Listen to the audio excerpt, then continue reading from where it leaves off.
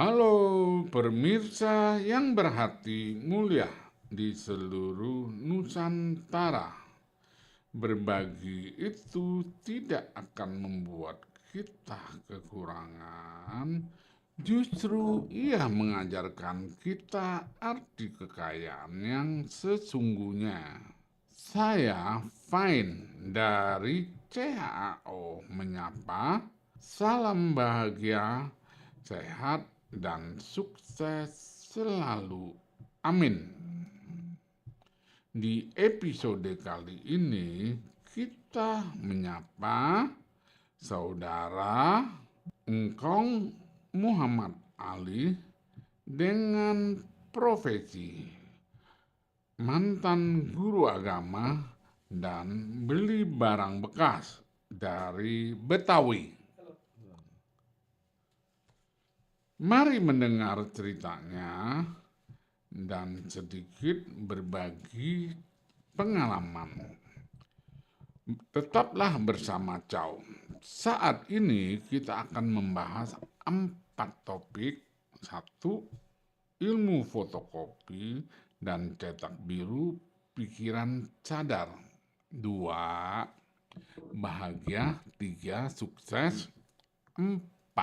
Cerita pengalaman narasumber. Ilmu fotokopi dan cetak biru pikiran cadar. Manusia pada dasarnya memiliki pikiran atau kesadaran sebanyak 3 jenis atau 3 macam, yaitu 1. Pikiran cadar, 2. Pikiran intuisi atau pikiran jiwa, 3. Pikiran roh. Pikiran cadar, ini saat ini kita sadar, juga disebut pikiran fisik karena ada tubuh fisik, juga disebut pikiran otak karena kita punya otak tempat menyimpan data dan informasi. Juga disebut pikiran masuk akal karena ada fotokopi akal di dalam memori otak kita. Juga disebut pikiran masuk logika karena ada fotokopi logika di dalam memori otak kita. Ya, kelimanya adalah sama atau sinonim. Pikiran sadar, alat komunikasinya atau cara bekerjanya adalah menggunakan 5 atau panca indera, yaitu 1. Mata untuk melihat, 2. Telinga untuk mendengar, 3. Hidung untuk mencium, 4. Mulut dan lidah untuk berbicara, mengecap dan merasa, dan 5. Kulit untuk meraba dan merasa. Nah, dari ini apabila seseorang yang menggunakan pikiran cadar bisa juga disebut biorobot atau robot hidup mesin fotokopi. Sekarang pertanyaannya, Engkong Muhammad Ali setujukah disebut robot hidup mesin fotokopi? Setuju, bisa. Oke, setuju artinya benar, sepakat ya. Fotokopi sebenarnya adalah sama dengan belajar. Bahasa Indonesia bakunya belajar adalah fotokopi. Nah, setelah selesai fotokopi, pikiran cadar itu akan melakukan identifikasi, yaitu memberi nama, beri tanda atau simbol atau label, lalu dipilah-pilah atau dipilih-pilih menjadi 2 kelompok, yaitu kelompok positif, negatif, benar, salah, baik, buruk, atau baik, jelek, dan dicetak ke dalam memori otak dan jiwa. Ya, pengelompokan atau pemisahan 2 kelompok yang positif, negatif, benar, salah itu disebut polaritas atau dualitas gitu. Nah, setelah cetak biru ke dalam memori otak dan ke jiwa, akhirnya diberi nama atau disebut 1. Kepercayaan atau keyakinan, yang kedua adalah masuk akal atau masuk logika, 3 adalah iman dan beriman, dan 4 adalah beriman adalah pola pikir, kelima adalah paradigma, keenam adalah mindset, dan ketujuh adalah karakter. Nah, ini semuanya sama ya, karakter. Nah, Cetak biru ini adalah sangat menentukan masa depan atau nasib seseorang dan tergantung cetak birunya. Misalnya, contoh, engkong cetak birunya jadi guru agama, ya, Ya, makanya terjadi jadi guru agama, gitu. Engkong cetak birunya punya istri nggak? punya. Ya, cetak birunya punya anak kan, gitu. Nah, cuma sayangnya cetak birunya tidak poligami, ya, makanya tidak poligami kan itu Kong, ya. Oke, ini tentang pikiran sadar, Sadar. ya. Yang kita masuk ke pikiran yang kedua adalah pikiran intuisi atau pikiran jiwa. Alat komunikasi atau cara bekerjanya adalah menggunakan perasaan atau menggunakan hati tanpa menggunakan fotokopi 5 indera. Orang yang bisa menggunakan pikiran intuisi biasanya disebut jenius. Orang jenius pasti kreatif, ya. Nah, Albert Einstein, seorang pakar fisika, ya, internasional, itu mempunyai kutipan atau quotes, ya. Saya kutip adalah 3. Yang pertama adalah setiap manusia diciptakan untuk menjadi jenius. Ketika kita menilai seekor ikan dari kemampuannya memanjat pohon, maka selamanya dia akan merasa bodoh. Jenius adalah 1% bakat dan 99% kerja keras atau kerja cerdas. Yang ketiga adalah pikiran intuitif adalah suatu karunia suci. Pikiran masuk akal adalah seorang pelayan yang setia. Kita menciptakan masyarakat yang menghormati pelayan dan melupakan karunia suci. Kita masuk ketiga adalah pikiran roh. Pikiran roh, alat komunikasinya atau cara bekerjanya adalah menggunakan perasaan atau menggunakan hati. Pikiran roh sering disebut juga hati nurani dan disingkat HN. Seseorang yang dapat menggunakan pikiran roh biasanya disebut super genius. Ya, ini tentang pikiran. Sekarang pertanyaannya, engkong, Ali, lebih banyak menggunakan pikiran jenis yang mana nih, Kong? Kebanyakan otak mulu yang lagi Oke, mikir berarti begini. pikiran otak ya. Artinya mau engkong lebih seneng jadi pelayan yang setia, bukan jadi orang yang jenius. Oke. Jadi Nah, kita kita ini udah sekarang pikirannya pengennya otak mulu. Ini karena begini, ini begini, begini. oke. Kenapa gue jadi begini? Iya, oke. Nah, kita masuk ke topik yang kedua adalah bahagia. Engkong saat ini bahagia? Ya, dibilang susah enggak, bahagia. Biasa-biasa aja. Oh, biasa-biasa. Jadi Jadi sedang-sedang saja ya. Itu jadi sedang-sedang saja, bahagia tidak bahagia juga bahagia ya. Oke. Nah, engkong pernah nggak merasa tidak bahagia? ya kadang ada. Iya. Apa yang menyebabkan engkong tidak Kadang-kadang bahagia? bikin menyebalkan kalau diatur anak, apa gua kok punya anak jadi begini nih, mentang-mentang ada. Jadi kalau udah masalah anak ngatur orang tua gitu ya. Gitu. Jadi engkong itu lebih banyak bahagianya kalau begitu. Iya. Kan kalau saya bilang sama istri saya, kita mah hidup slow-slow aja. Nggak perlu mikirin begini-begini. Mau orang mau pakai pesawat, orang mau apa, kita biasa aja. Kita mah nggak usah. Ada orang ini begini, wah dia enggak. Nggak usah ya. Yang penting Jadi kita hidup. artinya nggak usah bermimpi berkaya terlalu berlebihan gitu. Iya. Jadi biasa-biasa saja. Tapi yang biasa-biasa saja jadi luar biasa gitu. Iya. Ya. Oke, jadi saat ini engkong bagaimana? Kita masuk topik yang ketiga adalah sukses.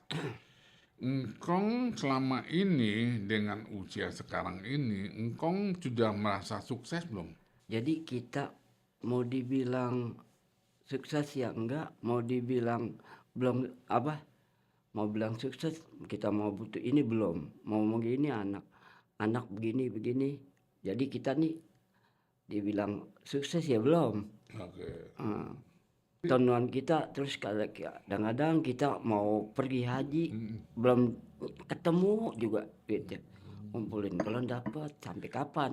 Jadi karena ke haji katanya harus mampu dulu. Iya, Tapi makanya. kalau orang yang naik haji dikasih hadiah itu boleh nggak Ngkong menurut Ngkong? Kalau orang yang Bapak mau ngajiin saya boleh. Oh boleh. Boleh. Sebenarnya Ngkong belum mampu loh. Ya kan itu udah dikehendaki Allah. Hah? Udah kehendaki Allah. Oh, Iya. itu namanya kehendak Allah. Itu haji. Rezeki namanya. Oh, haji Rezeki dari rezeki. Allah. Itu boleh tuh. Boleh. Oh, jadi Bapak nggak. mau hajiin saya? Ya Hah? saya belum Iya. mampu. Namanya itu Oh, gitu. Bisa ya. bisa Jadi kalau usaha sendiri harus mampu. mampu. Oh, tapi kalau hadiah Orang orang lain ngasih boleh. boleh. Oke, Kalau baik. jual tanah nggak mampu namanya. Iya, ya, oke. Nah, lanjut kita udah selesai tentang bahagia dan sukses. Kita masuk ke topik yang keempat adalah cerita pengalaman narasumber. Nanti Ngkong Aldi perkenalkan diri ya. Udah usia berapa, punya istri berapa, punya anak berapa ya. Bagaimana ceritanya, mantan guru waktu jadi guru agama ya, mantan guru agama ya, mantan guru agama. Lalu sampai terakhir adalah profesi beli barang bekas ya. Ya, silakan Ngkong Ali dipersilakan. Nama saya Bapak Muhammad Ali. Profesi saya mantan guru agama pada tahun 81, 82 sampai 83 mengajar di daerah Cakung, berhenti ngajar setahun, diam di rumah, kepala pusing, terus akhirnya kita jadi tukang beliin kardus. Dan sambil kalau malam ada orang yang ngajarin minta diajarin ngaji ya kita ajarin. Udah terus terus tahun-tahun kita jadi guru, berhenti terus di rumah kalau ada orang kita lagi diajarin anak-anaknya udah kita ajarin. Terus udah berhenti lagi inian jual kardus berhenti. Buka ini apa nggak diituin ya, buka cuci motor pernah di depan rumah. Oh, jadi berhenti kardus tuh ini cuci motor pernah. bagaimana cerita Ngkong Ali dari mudanya ya sekolah sampai jadi guru agama ya, mengajarnya itu bagaimana, lalu bagaimana berkeluarganya, lalu punya anak dan cucunya. Jadi profesi guru agamanya itu dijalanin itu berapa lama gitu. Jadi apa sih ya. Nah setelah itu udah pensiun, tadi Ngkong kan bilang sakit ya. Nah, berhenti lalu baru beli barang bekas dan dijual ke agen. Lalu pernah juga usaha usaha cuci motor ya. Cuci motor Terus nggak berkembang. nggak berkembang. Itu alasannya apa? Lalu Engkong kan cerita juga punya musola ya, untuk tempat orang melakukan sholat dan lain-lain, apalagi di bulan puasa atau apa. Ya silakan Engkong ceritakan. Jadi selama habis jadi guru, terus jadi guru 3 tahun ngajar anak-anak, karena honornya kecil berhenti terus setahun gak ngapa-ngapain. Ada yang ngomong gini, mendingan lu beliin kardus. Kita beliin kardus dah tuh 2 tahun juga ada 2 tahun. Ketemu teman-teman sekolah, ngapain lu katanya, bukan jadi ustad, jadi guru, ngapain beliin kardus jadi ustad. Udah gua ngajar ngaji di rumah aja sama anak-anak paling. Udah terus ngajarin ngaji malam-malam nggak dibayar. Udah kita padahal siangnya juga pusing gak makan. Terus udah terus masih ngajar terus. Nah, pas nggak lama habis gitu habis ngajar anak-anak ada ketemu orang tua diajak ngajar ngaji ke Tambun. Tambun kalau siang tuh ngajar ngaji ke Tambun. Nah, pulang seminggu sekali pulang terus berjalan dah tuh ngajar ngaji di Tambun sampai 1,5 tahun ngajar ngaji di Tambun. Terus udah ngajar ngaji berhenti lagi habis dari Tambun berhenti lagi ngajar ngaji berhenti ngajar ngaji sekolah udah ngajar ngaji. Terus kata orang-orang bilang lu daftarin aja ini lagi pegawai negeri. Kagak, udah nggak mau, percuma nggak ada duitnya. Pas di depan rumah ada tetangga punya kontrakin buat Alfa. Saya nekat bismillah aja lah gue nyari duit yang halal. Saya jadi tukang parkir dari 2012 sampai 2022. Terus saya parkir dari 2012 sampai 2023. Jadi juru Hidup parkir. jadi tuh dari tahun udah berliku-liku ini begini. Emang kita belum berhasil. Udah berusaha Enggak. tapi kita belum kayak orang-orang katanya. Belum kayak orang. Jadi sekarang apa kayak apa? Hah? Kata orang gitu. Iya, Belum iya. kayak orang-orang. Orang-orang punya ini, punya itu. Oh. Kalau kata anak saya, Bapak pengen apa emang? Udah. Ya. Sekarang kan Bapak mau pengen naik mobil. Gua bawa mobil kantor, dia bilang gitu. Iya. Udah.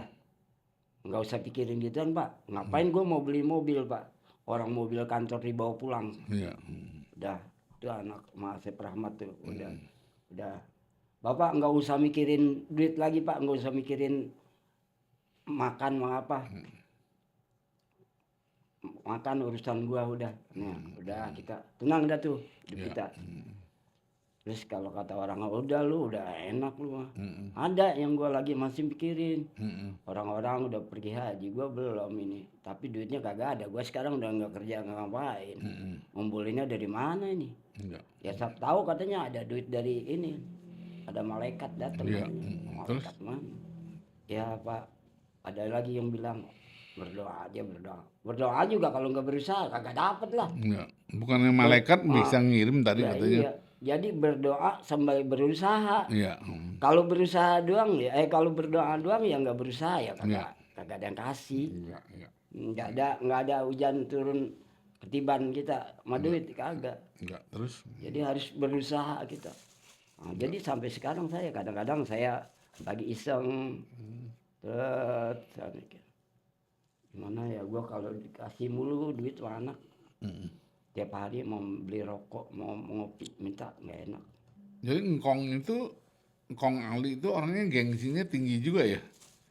Minta duit mana nggak mau ya?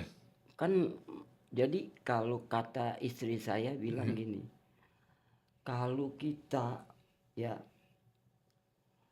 kalau dia ngasih nggak minta, tapi kalau minta katanya dia kan punya keluarga, punya bini. Kalau kata istri. Oh begitu. Jadi Jadi kalau saya anaknya kasih nggak Engkong anaknya itu ngasih rutin atau ngasih sekali-sekali atau suka-suka jadi anaknya? kalau habis bulan dia ngasih, Oh tiap akhir bulan habis ngasih. bulan ngasih. Cuman sebelum akhir bulannya udah habis. Kadang-kadang kan saya pernah minta, Mat mau beli rokok, mau kopi nggak ada. Iya. Sekali, 2 kali, 3 kali, istri saya marah. Bang Ali, emangnya kalau nggak ngerokok mati? Justru gua kalau nggak ngopi, nggak ngerokok, kepala gua pusing. Ya tapi jangan minta mulu mana, malu katanya. Iya. Dia kan udah ngasih. Terus udah Pak, kalau terus dia ngomong, dia tahu ada yang bilangin, mau dimarahin sama ibunya. Udah Pak, udah diem aja. nggak usah ngomong sama ibu. Tiap hari kalau mau jalan kerja atau 3 hari sekali gua kasih buat beli rokok, nggak usah. Kan bapak udah tua, bapak tuh udah hidupnya cuman di musola, azan, masjid, nggak usah mau mikirin apa-apa. Mau ngerokok, ntar gue beliin 2 hari sekali. Udah, aduh tenang lah hidup kita. Terus kadang-kadang kita lagi sendiri, kapan nih kayak orang-orang pergi haji, kadang-kadang suka begitu. Kapan orang-orang pengen punya bini lagi tapi gua takut dong bini. Oh, jadi engkong itu fisiknya udah berusia, tapi jiwanya masih muda gitu ya? Alhamdulillah Oh, jiwa masih muda, orangnya juga masih ini juga, oh masih muda juga, masih ininya masih masih kuat. masih alhamdulillah masih kuat. Jadi kalau andaikan engkong dikasih rejeki punya istri muda, itu yang mau usia berapa engkong? Takut sama Oh nggak dia, boleh. nggak boleh. Oke, karena Kata dia apa-apaan, kalau gua katanya bukan orang Betawi, kayak orang Betawi suaminya pada nikah lagi. Iya bang, daripada main perempuan lain kawin lagi nggak ya, apa-apa. Kalau gua kagak bisa, gua bukan orang Betawi, nggak mau begitu. oh begitu. Satu aja cukup. Jadi engkong itu kan sebenarnya turunan orang Betawi, Iya, tapi tidak punya tipe orang Betawi. orang Betawi gitu. Memang orang Betawi itu tipenya apa? Orang Betawi kebanyakan duit dikit, perempuan kawin. Oh, kawin lagi. Hidup nih sombong. Oh, Oh, dia baru beli motor satu aja dia udah cerek. oh begitu. Nampang dah mau orang gaya sama perempuan. Oh, gitu.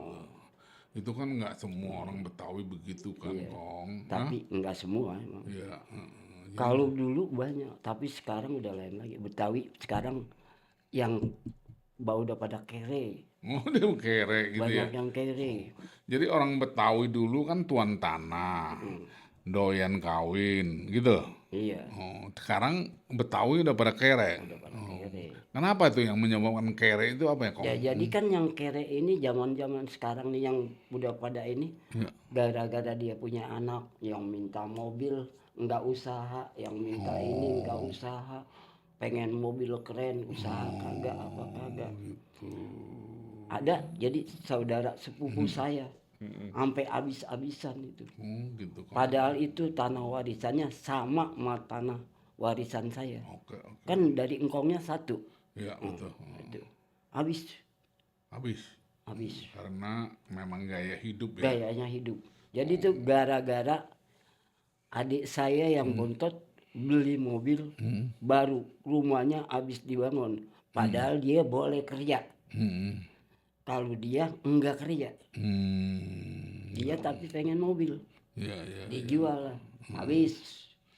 Itu banyak kan begitu orang-orang Betawi. Zaman saya lagi sekolah tuh udah pada mau keren orang-orang Betawi. Dia punya motor boleh jual tanah. Iya, iya. Nah, tapi adik saya sama bapak saya dibilang gini, kalau mau punya mobil, punya apa, kerja, udah kerja nanti baru lu bisa beli sendiri. Sekarang lu tuh mau sekolah bawa sepeda, sepeda jalan. Nanti lu kumpulin duit, punya duit, lu kerja beli mau motor, mau pesawat kek, tinggal. Oh, gitu. Jadi itu didikan orang tua saya Pak. Iya. Semua adik-adik saya itu dia punya mobil, dia pergi haji, dia nggak ada yang jual tanah. Oh, Jadi itu didikan orang. Kan saya inget, makanya kalau ada anak saya, untung anak saya pas punya satu, dia kerja. Dia pakai mobil cakep, dia kantor, dia nggak kayak orang-orang. enggak, ya. Alhamdulillah itu dulu dikatain Oh, sama keluarga sepupu. Bapak saya kan punya saudara ada 9 Pak, iya, iya. banyak, macam-macam dah tuh. Warisannya sama kan, Hmm. cuma macam-macam, ada begini. Jadi dulu kakek Engkong Ali itu kaya ya. Alhamdulillah. Jadi itu pada Oke, oke. Di Betawi itu kan ada punya budaya khas yang terkenal itu adalah ondel-ondel ya. Tapi sekarang itu ondel-ondel bukan orang Betawi, Jawa mulu. Hah? Orang Jawa mulu, ondel-ondel Betawi udah kagak Oh ada. gitu, jadi udah orang Betawi itu udah nggak Daripada lewat saya melestarikan bilang, eh apaan budayanya. lu ondel-ondel? Lu dari mana? Oh, jadi Saya nggak suka itu. orang Betawi itu Kalau gubernurnya kayak Deddy Mulyadi mah udah ini tuh. ya. Udah diiniin sama Deddy Mulyadi. Bising. Oh, Satu hari Pak, ya kita lewat rumah itu tukang ngamen. Masya Allah. gitu ya. Oh, jadi pengamen itu banyak sekarang. Ya? Ya Allah lewat di depan rumah Pak. Kita kadang lagi duduk ngerokok. Iya. Saya bilang maaf, Mm-mm. bagi rokoknya Pak. Namanya lu bukan ngamen. Mm-mm. Mau malak. Kalau pakai bilang gitu. Saya bilang Iya, gitu. iya, iya. Mm-mm. Terus makanan Betawi yang engkong Ali tahu, Betawi itu punya makanan khas apa aja? Kalau lauk nasi, orang Betawi ya daging, ituan apa? Bandeng itu hobinya orang Betawi. Bandeng. Bandeng, ikan Oke. bandeng. Terus? Jadi dulu kalau sedekahan orang Betawi, sedekahannya selalu pakai bandeng, pakai daging. Ayam nggak begitu ini, Oh, nggak begitu hobi. jadi dimasak apa? Bandengnya. Bandengnya itu di besmol, dibumbuin pakai ini. Oh, gitu. Makanan Betawi aslinya lagi apa? Kue ini apa? Kue timus. Oh, ini yang dibikin bulat-bulat. Oke. Nah, Oncom? Oncom, mistro itu Betawi bukan? Betawi, Hah? Oh, Betawi. Timus. timus. Terus gado-gado? Gado-gado Betawi juga. Oh, ini Betawi pertama. juga. Terus apa? Bir pletok? Enggak, Enggak ya. Ketoprak Betawi bukan? bukan, Oh, bukan. ketoprak. Oh, Dari Jawa. ketoprak itu bukan. Kalau Itu gado-gado, Jawa. gado-gado keredok asli Betawi itu. Oh, jadi keredok bukan Sunda. Bukan. Oh, itu Betawi. Betawi. Oh, gitu. Kan kalau di Betawi kalau lebaran sampai sekarang nih orang-orang yang pendatang pada bilang ada yang tukaran, masih ada waktu ada ibu saya. Tukaran daging dong. Saya pengen daging semur. Kan orang Betawi terkenal semurnya dagingnya semur. Oh, semur namanya. Iya, semur daging yang dikecapin itu namanya semur. Oke. Orang Padang ada 3 orang itu. Kalau Padang itu bukan semur, Eh, rendang. Rendang kan Iya. kata dia tukaran dong pengen makan semur. Oh. Kan Bu Haji katanya nggak bisa. Jadi masakan semur sama rendang beda? Beda. Oke. Kalau semur daging ya pakai kecap. Oh, pakai kecap aja. Kecap, Kecap tapi manis atau kecap asin? Enggak manis enggak asin. Oh, cuman kecap aja. Kecap. Dulu ibu saya bikin kecap sendiri. Itu dijualin satu botol 25.000. Jadi kecap dulu murah, malah ibu jualin 25.000. Bikin sendiri. Gitu. Jadi kecap itu ada kan kecap asin, kecap Nah, manis. kalau kecap asin itu orang Betawi dulunya bikin. Oh, Pertama bikin. It- kecap manis, asin. Asin itu dibuat dari mana tuh kecapnya Dari sebenarnya? kacang kedelai. Oh, difermentasi gitu. Direbus, habis direbus udah direndam Ya. sampai seminggu. Nah, baru digodok dimasak. Terus asinnya dikasih garam. Nah, kan itu rendamannya emang ada garam. Hah? Pakai garam memang.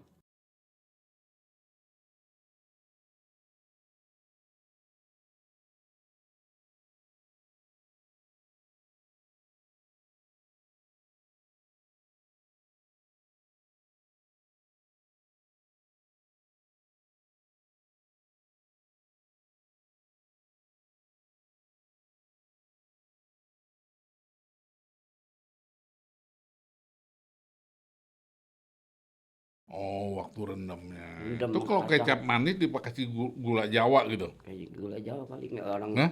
Saya belum pernah bikin Oh, hal kurang itu. tahu ya, kurang Heeh. tahu. Jadi zaman dulu ada orang-orang Betawi bikin kecap. Oke. Baik deh Kong, nah, karena waktunya udah habis Kong Ali, mungkin Kong Ali mau nyampaikan pesan kepada siapa murid yang diajarin ngaji Ya, atau tetangga, teman, dan saudara-saudara? Silakan Engkong. anak-anak yang pada di rumah nongkrong ngaji, Oke, terus silakan. hati-hati jangan ikut-ikutan orang-orang, ada ikut begini, ikut tawuran. Kalau ngaji, ngaji sholat yang benar.